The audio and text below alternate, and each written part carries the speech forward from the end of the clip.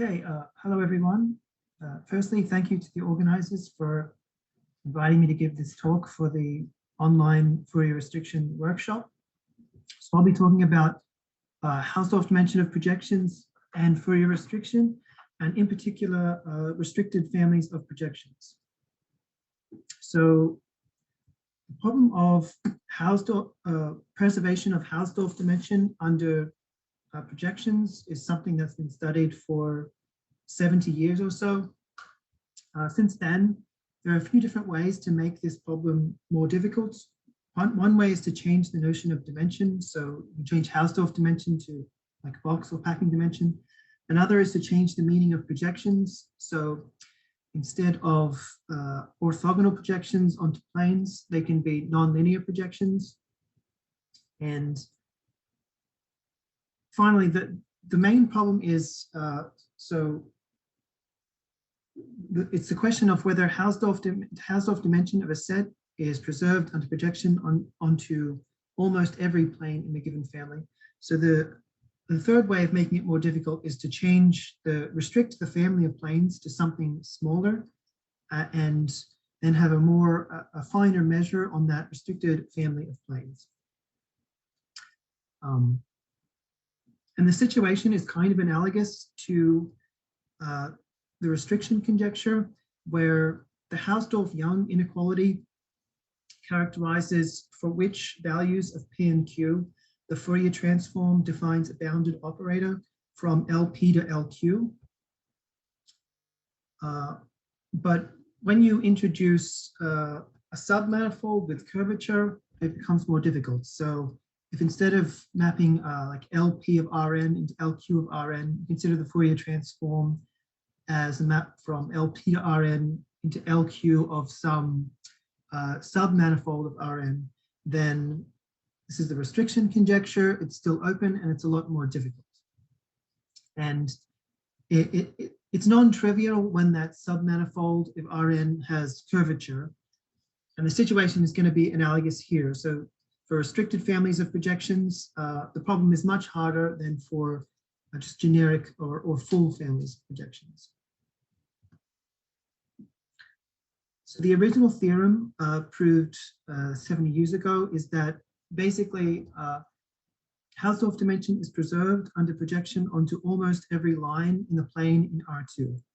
So for a Borel measurable subset in R2, for almost every theta, Hausdorff dimension is preserved under projection onto the line at angle theta to the horizontal. And this is sharp because orthogonal projections are Lipschitz, so they don't increase Euclidean distance. And as a corollary of that, they can't increase Hausdorff dimension. So this is the best you could hope for. Also, the lines have dimension 1, so the reason for the 1 here is you can't get anything better than a 1.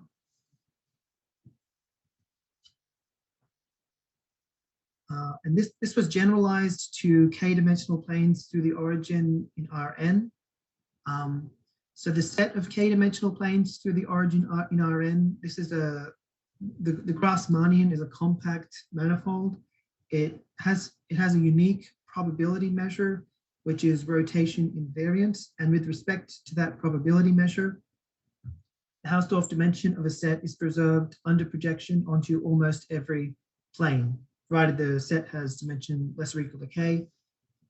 If it's more than k, then again, this would be minimum dimension A1. And this is only a very sparse history of projections, so there's a lot more that could be said. But the problem becomes more difficult when you ask whether going to the entire Grassmannian is too much. So if you consider, for instance, in R3, instead of two-dimensional planes through the origin, that has dimension 2 because each two-dimensional plane through the origin is uniquely characterized by a vector orthogonal to it. And the set of vectors, unit vectors in R3 is two-dimensional because it's in one-to-one, or it's just defined by the unit sphere, which is two-dimensional. So you can you can take one-dimensional subfamilies of projections corresponding to one-dimensional curves in the unit sphere. And it's still an open problem whether Hausdorff dimension is generically preserved under projection onto the complement of, for instance, cos theta sine theta 1. And cos theta is the orthogonal complement of cos theta sine theta 1.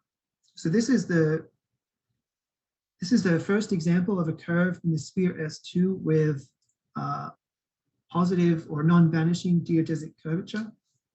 So here is a picture of what this curve looks like.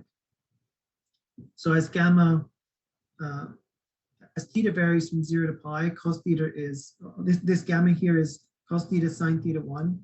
And these gray planes are the family of projections orthogonal to the curve. And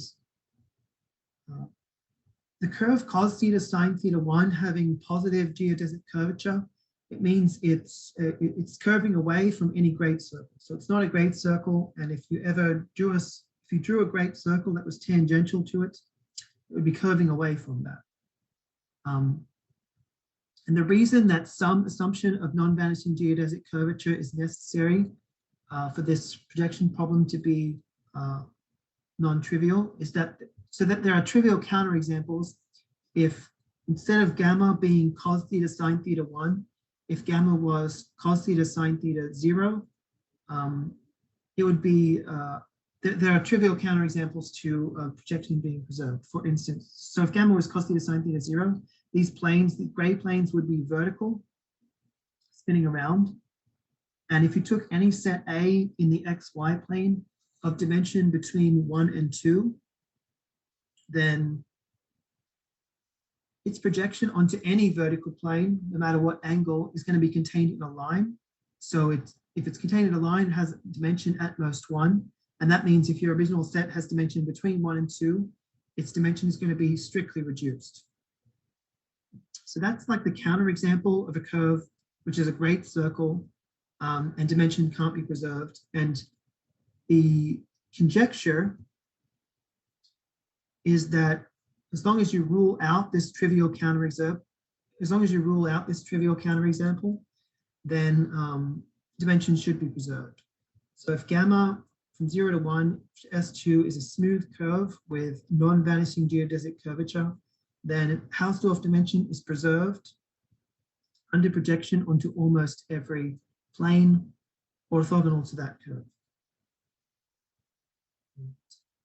So the non-vanishing geodesic curvature is necessary, at least when the dimension of the set is between 1 and 2. And that follows from the example I just explained before. And so just building up to the result that I'm going to present, I'll just give a brief history of this problem. So a more general result of Javanpah, Ledvapier, and Likas proves the conjecture when the set has dimension between 0 and 1, the conjecture is not difficult. So when the dimension of A is between 0 and 1, this is giving the dimension of pi theta A equals the dimension of A. So this resolves the conjecture for dimensions between 0 and 1. And it's not difficult in this range. Their proof, their result is more general, and it uses the, this result is a special case of something more general proved by them. And it uses Kaufman's potential theoretic method from much earlier, I think like 40 years earlier.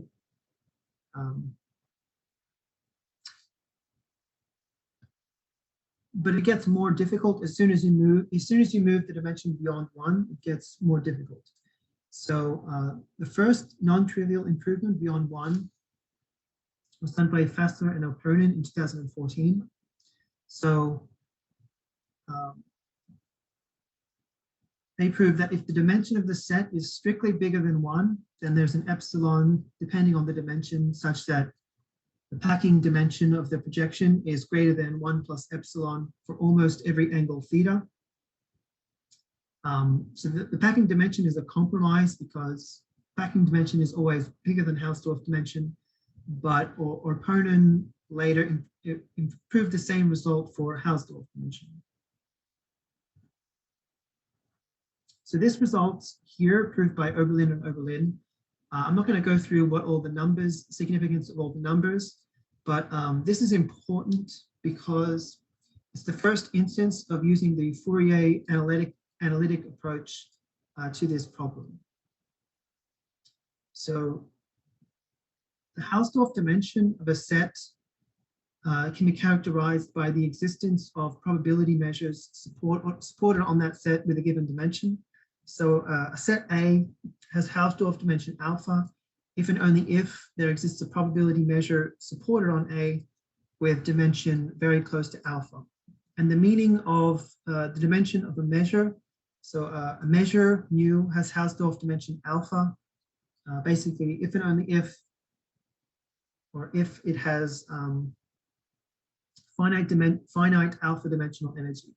I'm not going to define what alpha dimensional energy is, but the point is that using Planck-Cherel, there's a formula for the alpha dimensional energy in terms of the Fourier transform of mu, which I'll refer to from now on as the Fourier formula for the energy.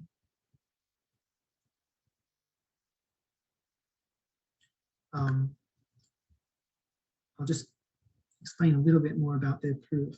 So the technique of proof is to take a measure mu on the set A, push it forward under the projection, and then integrate or average the Fourier energies of the projected measures.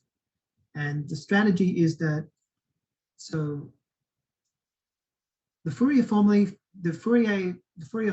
for the energy of the original measure mu is a three-dimensional integral. But because they're push forward measures, these are measures on planes, the Fourier formula for those are two-dimensional integrals.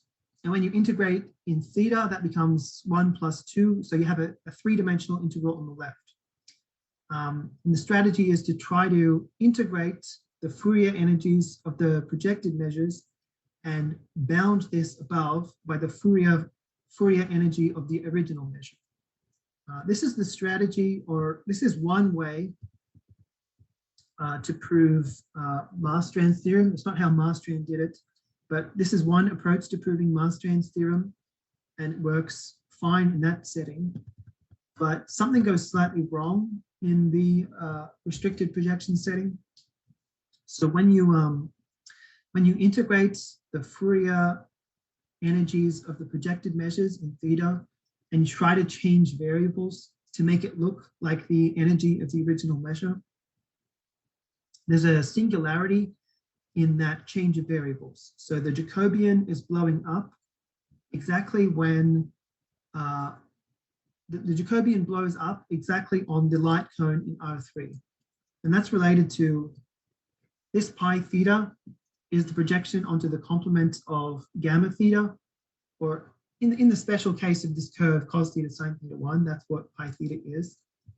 And as theta varies between theta and 0 pi, this curve gamma is tracing out the light cone in R3. So that's where the connection comes from. And so you need some way to deal with this singularity in the Jacobian. And their approach to doing this was to break the integral up into two parts. One part is the part of the integral that's away from this singularity, and that's easy to handle. The other part is the part which is close to the light cone. So this neighborhood of the light cone, it's a very large neighborhood of the light cone. They think of this as swept out by a family of cones of varying angles. And for each cone, they just use this pointwise bound for the average of a fractal measure over that cone. And these bounds were L2 averages of the Fourier transforms of fractal measures over cones. The sharp bounds for those were known and proved a lot earlier by Erdogan, I think in like 2004. And so using those sharp inequalities and then integrating them, they got this lower bound for the Hausdorff dimension. And the point that they integrated these inequalities, they applied these inequalities sort of pointwise over a sweeping family of cones and then integrated them. I'll come back to this later, but that suggests that there's some loss, that there's possibly some loss by not taking into account possible cancellations coming, not cancellations, but a smoothing effect in the direction orthogonal to the cone. So I'll come back to that later, but after doing this, the bound they get is that they don't get the full conjecture, but they get 3 dimension A over 4 and dimension A minus 1/2. So there's some loss in this approach. And all of the things that I've mentioned so far work for general curves. So any curve in the sphere with non-vanishing geodesic curvature. This is the first result which requires the curve to be special. So for the special curve cos theta sine theta 1, our opponent and Venieri proved dimension of pi theta A is equal to the dimension of A when the dimension of A is between 0 and 1.5. So this resolves the conjecture for this special curve up to 1.5, but it's still open beyond 1.5. They just have this compromised bound of 1 plus dimension A over 3. And so this is important for 2 reasons. One is that in the result I'm presenting, I use it, so it's important for that, which I'll allude to later on. And another reason is that it resolves the conjecture between 0 and 1.5. So here's the main result that I'm talking about. So if you have a measurable set between 1.5 and 2.5, which is the remaining range, that this conjecture is still open for this special curve cos theta sine theta 1, then this inequality is just a small improvement on the current best known lower bound for almost sure Hausdorff dimension of projections. So this improves the known bounds between 1.5 and 2.5, the only range in which it's still open. The first half of this theorem was proved in 2019 and the second half in 2020. So here is a graph just showing how far we still are from the conjecture. So this gray line is the conjecture. The conjecture is was resolved between 0 and 1 by fairly simple methods. More complicated methods for opponent Venieri resolves it between 1 and 1.5. And then before my theorem, there was a compromise, or opponent Venieri's bound was the best up to 2.25, and then it gets overtaken by Oberlin beyond 2.25. And as you'd expect from the graph, when the dimension of A exceeds 2.5, all we can say is that the two-dimensional area of the projections are almost everywhere positive. Ideally, we'd like to prove that if the dimension of A exceeds 2, then the projections almost surely have positive area, or positive two-dimensional Hausdorff measure.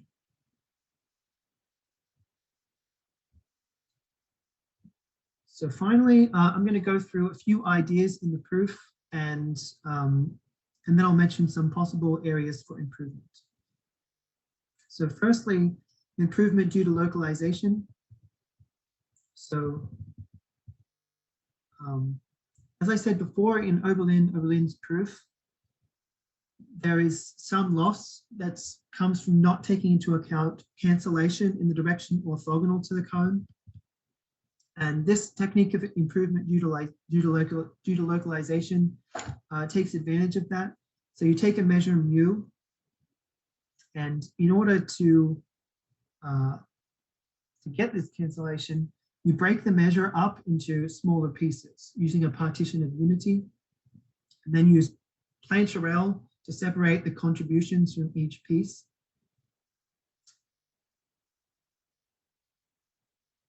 And then you rescale those smaller measures out, and that rescaling means you sort of scale on the Fourier side down.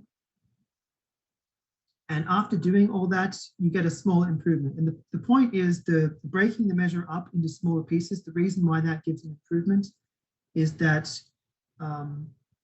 if a measure is supported in physical space in a very small ball, then you expect by the uncertainty principle its Fourier transform to be constant on balls of dual size, and that so you choose this partition of unity, so the size of those much smaller balls cause the Fourier transforms to be constant in the neighborhood of the cone that arises in the Oberlin proof.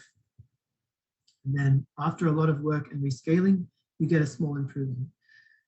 This improvement alone isn't enough to get the conjecture. And the reason is that there's an obstruction to proving the conjecture in this problem, which is similar to the obstruction that arises in the planar distance set problem. So the distance set conjecture is that if you have a set in Rd whose dimension exceeds d over 2, then its distance set should have positive Lebesgue measure. And in the plane, the approach for a while towards this problem was that you take a set in the A in the plane, you take a set A of dimension alpha on that set bigger than d over 2, and then you consider the push forward measures under the distance function. And when you integrate the energy of the push forward measures under the distance function,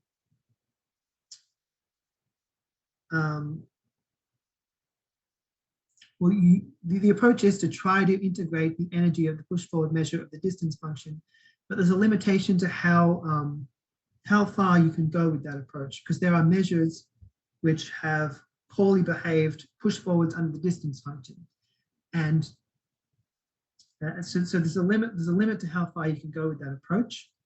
So the idea is that the point is that there might exist some alpha dimensional measure or some measure on the distance set which has finite one-dimensional energy, but the right measure to consider might not be the push forward. So using push forward measures under either distance functions or projections is not the right approach. And the way that Guth, Eilsfitch, and Wang got around this was that instead of you take a measure mu, you consider instead of considering its push forward measure, first you break the measure up into good and bad parts, and then the good part, it's the push forward of the good part should have its energy should be a lot better behaved, or its Fourier energy should be a lot better behaved, and then you have some other separate argument that argues that the bad part, instead of trying to calculate the energy of the bad part, you prove that the bad part is negligible or can be ignored using some other arguments. So in the restricted projection setting, when you do the analog of this argument, I've written the Orponen-Venieri lemma controls the bad part. So when you set up the analog of the good-bad decomposition for a measure in R3, that's adapted, and you adapt this approach to try and work with in the setting of restricted projections. When you formulate the bad part, it ends up being like the collection of the set of points in the support of mu, such that the set of points which are sort of their push forward measures are failing Frostman conditions in lots of different directions. And this set is precisely what is controlled by the Orponen-Venieri lemma in their proof. And I won't go into too much detail on it, but that set arising naturally is the reason why this theorem is limited to the curve cos theta sine theta 1. So most of the proof is Fourier analytic, and it works, or it should work, it should be stable under perturbations, so it should work for arbitrary curves of non-vanishing geodesic curvature. But because a measure is being broken up into a good and a bad part, and the bound on the bad part is making crucial use of the O'Purnen-Venn lemma, that's why this theorem only works as stated for this special curve cos theta sine theta 1. However, importantly, so when I first set this up, and so I tried to follow, set up what the analog of the good-bad decomposition is in R3, the natural thing that arises as the bad part is the exact same lemma as used by O'Purnen-Venn. So it seemed to me at the time that the obvious approach is to just use this lemma, and this is the best you can do. However, I think this may have been a red herring, because in hindsight, when you set it up, the actual bad part that you're trying to control also has a similarity to the actual the measure of the actual set that you can try to control at the very start of the proof. So what I'm trying to say is that the proof has a kind of self-similarity to it, which suggests that it might be possible to, instead of using the O'Purnen-Venn lemma on the bad part, it might be possible to recast proof as like a self-improving recursive algorithm, because the bad part actually looks like a special case of the good part that you start, or not the good part, but the whole set that you try to control at the very start of the proof. So it may be possible to recast the proof as a self-improving recursive algorithm, which would avoid use of the O'Purnen-Venn lemma altogether. And I've only done very rough heuristic calculations for where this would get, but I think it should be possible to prove to improve this theorem, improve this line to, instead of being this line which the gradient changes at 2.25, it should be possible to get a straight line from 1.5 to 2.5. I think going beyond a straight line would be very difficult, but I think it should be possible to improve this bound to the straight line from 1.5 to 2.5 and 1.5 to 2 on the y-axis.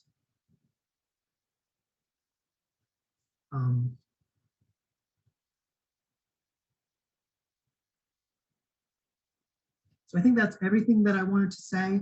One more thing, and also this rewriting the proof as a self-improving recursive algorithm. If that is possible to remove the O'Purnen-Venn lemma, which I think it should be, this approach should also work for general curves. So it should be possible to replace gamma here with just any curve of non-vanishing geodesic curvature. Finally, these problems have also been asked for one-dimensional family or families of projections onto one-dimensional lines. So for instance, instead of the curve, instead of the planes perpendicular to cos theta sine theta 1, you can consider the projections onto projection onto the span of cos theta sine theta 1, or more generally, the projection onto the span of gamma. So these are projections onto one-dimensional lines. For the special case of the curve,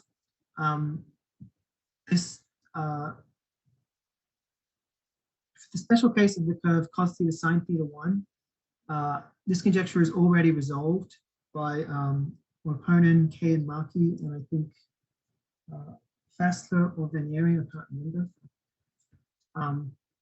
But for general curves, that's still open. So this harmonic analysis approach,